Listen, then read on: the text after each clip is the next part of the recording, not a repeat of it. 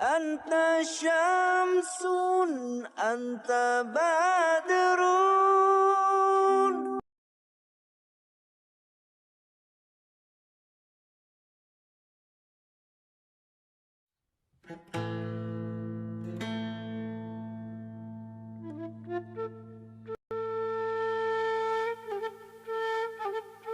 Kolot mah para pernah sieun kakurangan harta banda pikeun nganapkahan anak nepi ka dewasa.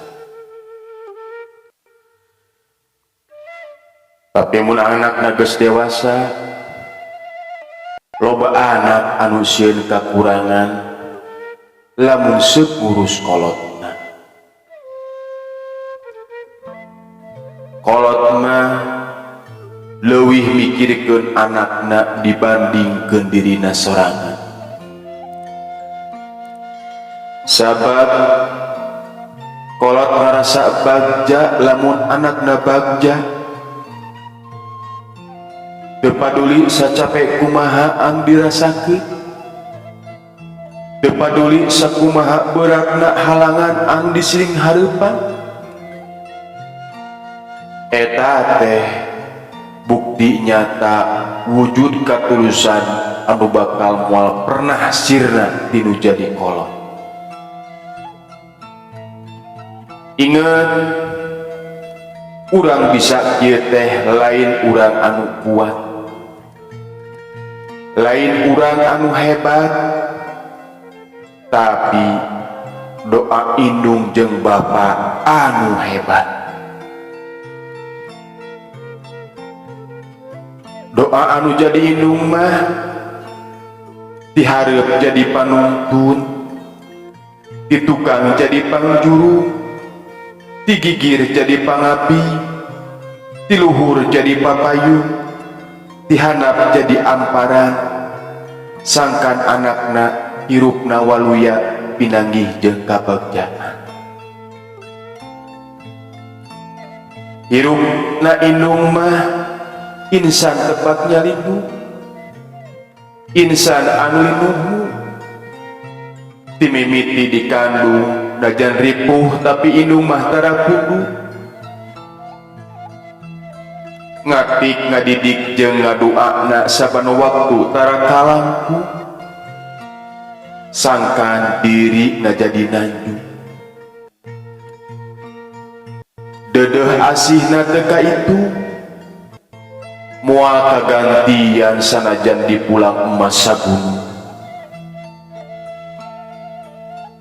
Jeung indung mah nyaeta hiji-hijina anu kadang poho ngadoa jang dirina sorangan, sabab anjeunna terlalu sibuk ngadoakeun anu jadi anakna. Indung mah tempatnya leueuh jeung nyalindu, kanyaahna anu teu aya tungtung, sosok anu teu eureun ngadukung. Nalika urang labuh geuwat indung mah ngajak nangtung. Indung sok sanajan lain manusia anu sampurna, tapi non wae dilakukeun sangkan anakna pinanggih jeung kabagjaan.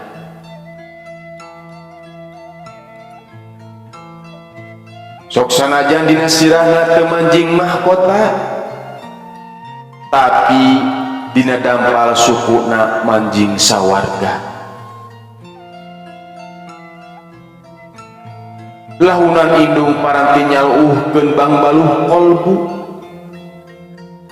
nembratkeun sagala kasusah mana, paniis ati panangtrem diri.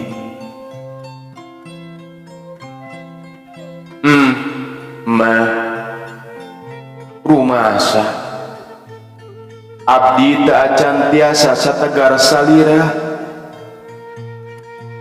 da sahebat-hebatna budak munda rahasia hate bakal eleh ku hate indung, sabab indung ngabogaan rasa anu kuat. indung ngabogaan solusi anu hebat nalika anakna ninggang dina kayaan tunggara. Doa anu gancang diijabah mah nyaeta doa anu tulus ti indung. Eta sanyana mah doa anu pangmahalna di dunya. Teu kudu jadi jalma sukses keur ngabagjakeun kolot mah. Ku urang babakti teu pernah ngaraheutan hatena jeung ngadoakeun kolot oge ngarasa bagja hate kolot mah. Sakitu kahayang kolot mah. Teu kudu urang mere sagala ari eueuh mah. Da kolot oge leuwih ngarti kana kaayaan anu jadi anak. Tapi nalika urang boga milik terus urang hayang merek ka kolot, sanajan sakumaha kolot tutuh ge kolot mah pokna teh toh bisi eueuh keur maneh.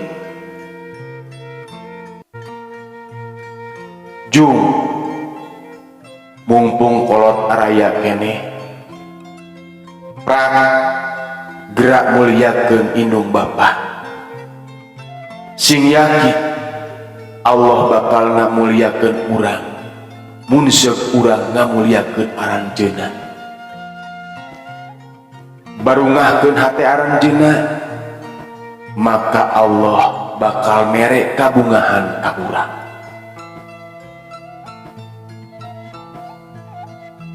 Sabab kasedih anu pangjerona nalika keluar ucap dina letah urang mun seug aranjeunna masih araya keneh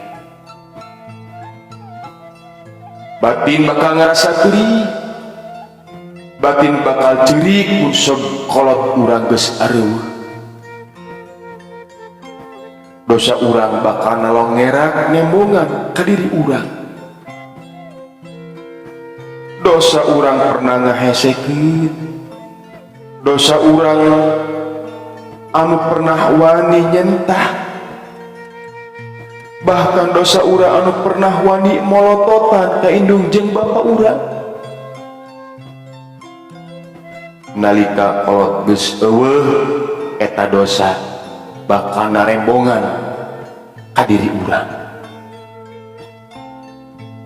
Sing ingat indung nu ngajurukeun urang nu ngaranna ngajuru nyaeta juruna maot,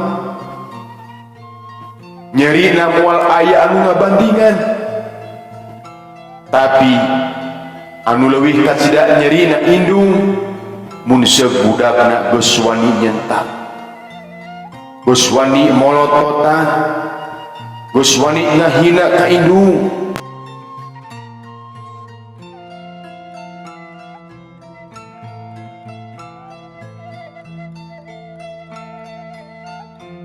Nyerina hate indung alabatan diturihan ku hidis.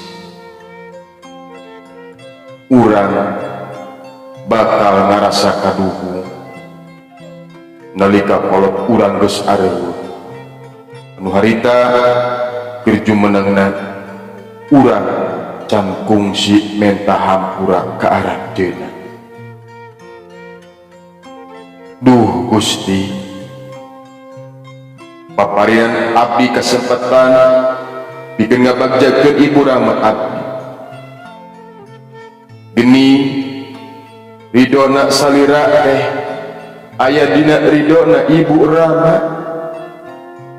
Ridallahu fi ridal walidain wa sukhtullahi fi sukhtil walidain. Geni nyerina ka bina-bina mun nempok kolot keur aya dina kasusah tapi diri teu bisa kumaha.